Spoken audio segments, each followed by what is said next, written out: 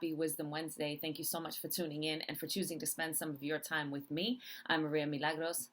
Hola. And this is a little space I like to carve out to share different tips, tools, techniques, nuggets, stories, anecdotes, things that can help us continuously, intentionally move the needle to get to those places of healthier and happier, no matter where we are in this moment. So during this month, we have been talking about gratitude and different ways to practice, to develop a practice and cultivate a practice of gratitude here with others and then with the planet, right?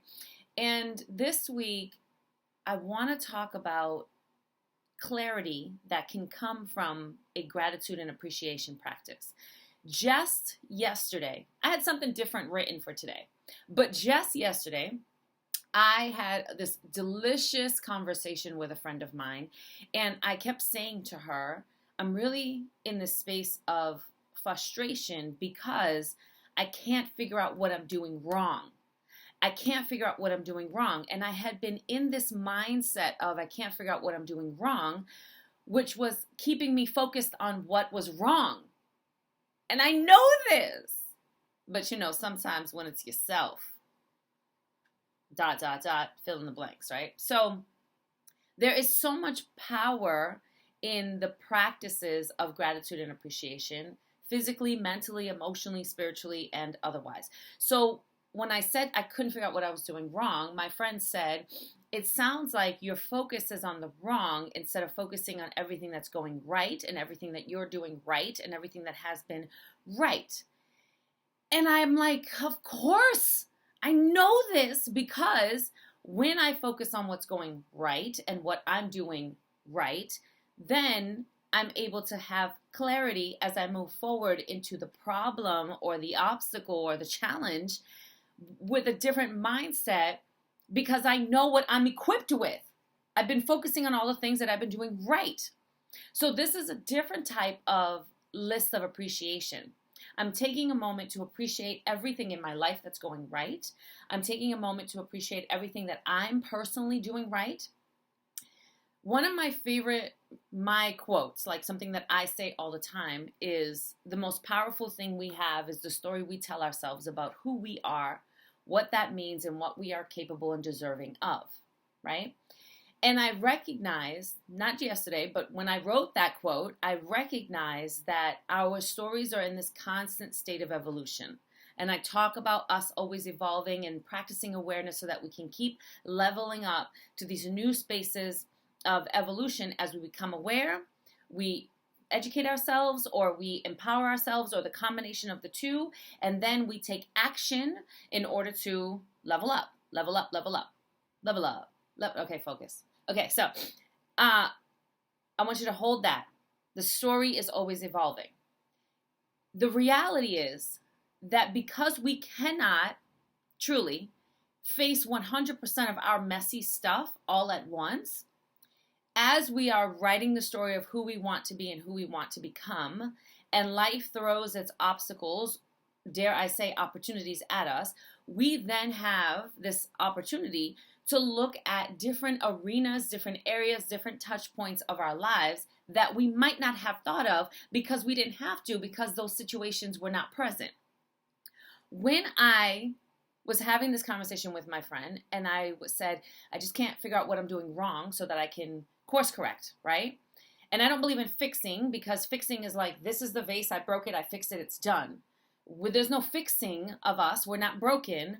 We are dealing with things that are unhealthy. We evolve, we create healthier things, and then even those things can evolve to continuously level up. There's no fixing because it's an evolution, right? There's course correction for what works and feels good for us now. There's shifting. There's getting back into alignment. There's reconnecting, right? But there's no fixing. So I want to be clear about that. You're not broken. There's nothing broken about you.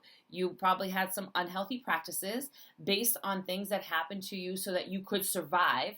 And there is sometimes opportunity in that to take those very same tactics, skills, and things that you've acquired in a space of survival and to bring them up here so that you're still doing those things, but you're doing it from a mindset of thriving, and it's actively helping you thrive in your life. But that's a different topic for another day. Okay, so coming back to the story. So it wasn't until I found myself saying over and over to my friend, and then she checked me, that I realized a couple of moments in my life where key figures in my life had said to me, "What's wrong with you? What's wrong with you?" And because that was the vocabulary that they were aware of and capable of using, that was all they knew. They were doing the best they could, right? What's wrong with you became an embedded story in the back of my head. And when something was not working out the way that I wanted it to, rather than stepping away from the situation and looking at it from that clear lens, I was looking at it from, what's wrong with me? What's wrong with me? What am I doing wrong? Versus, here's all the things that I'm doing right. Sometimes what's going wrong with the situation is not even mine, right? And sometimes I can't see the missing component, not that it's wrong, but I can't see the missing component because I'm too caught in this story of what's wrong with me, what's wrong with me, what's wrong with me. So not only did it give me an opportunity to level up my appreciation practice, but it also gave me an opportunity for my story to evolve. There's nothing wrong with me. I'm not broken. Are there things that I'm still going to learn? Yes, thank goodness. I love to learn. Are there things that I'm still going to come into awareness of? Yes, all the time. But there's nothing wrong with me. So it was really a powerful way for me to change that part of my story and like, ooh, Maria, all those adults in your life who were key figures who asked you that question as if you needed to carry the weight of that we need to rewrite that story, right? So the way that I rewrote the story was, after I got off the call, I came home, after I went through my day, did the things I had to do, I sat down and I wrote, what's going right?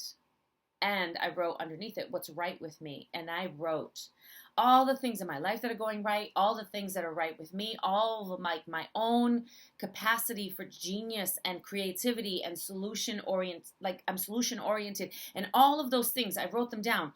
And then I felt so relieved. Like, oh my gosh, okay. By writing this list of appreciation of all the things that were going right and all the things that were right with me, I found this like new level of relief and ease and reconnection and alignment. And I was like, okay, love. And by asking the question, what is wrong with me? I also didn't realize that I was disconnecting myself from my own love. I was disconnecting myself from love because love does not collect wrongs, right? So I was able to reconnect to love as well. And then by doing that, by realigning with love, I was able to alter my story and then anchor myself in.